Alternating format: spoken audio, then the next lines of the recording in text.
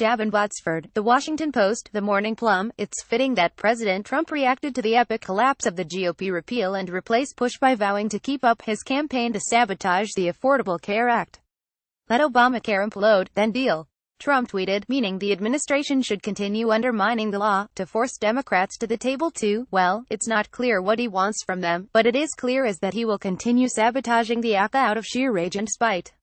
For Trump, this has never been about improving our healthcare system. Trump, who visibly had no idea how the ACA works or what was in the various GOP replacements, and who openly said he would sign whatever Republicans put in front of him, just wanted to boast of it win, while triumphantly using Barack Obama's signature domestic achievement as his own personal toilet paper roll. Trump has not yet secured that opportunity for himself. The skinny repeal bill failed, after Sen.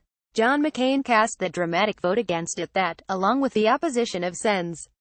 Lisa Murkowski and Susan Collins, sealed its fate, and for now, the fate of the GOP repeal push. Trump raged that all Democrats and 3 Republicans had let the American people down.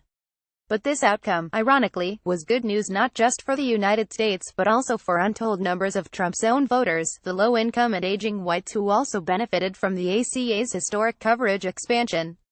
Trump's voters were spared the destructive impact of his peculiar combination of ignorance, megalomania and sheer indifference to the fate of millions. Trump's threat to keep sabotaging the ACA, however, could actually still end up hurting a lot of people. There are plenty of tools that the administration can employ to keep sabotaging the individual markets and the ACA. Politico has a good rundown. The administration can do too little to promote enrollment or scale back enforcement of the mandate or give states more leeway to experiment with Medicaid in destructive ways. The administration can continue to refuse to guarantee cost-sharing reductions, which has already caused insurers to exit the markets and hike premiums, something that could continue or get worse, leaving many more people without coverage options. Insurers are already warning of such an outcome. I don't know if Trump will make good on these threats. But the important point is that the openly stated goal here is to hurt our healthcare system, which would hurt real people, in service of an end that Trump has not articulated. Because he has no interest in understanding what challenges the ACA and our health system face, he has no idea what any deal with Democrats would look like. His only discernible goal is to force Democrats to capitulate to him in some vague manner. But there is another way.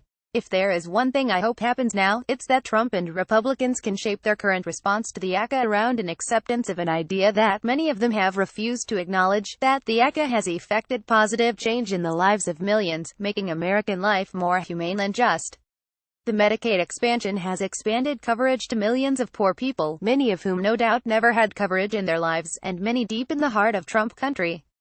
The exchanges, for all their problems, have helped extend coverage to millions more, particularly people with pre-existing conditions, who can now get robust insurance packages, and lower-income people who can now get coverage with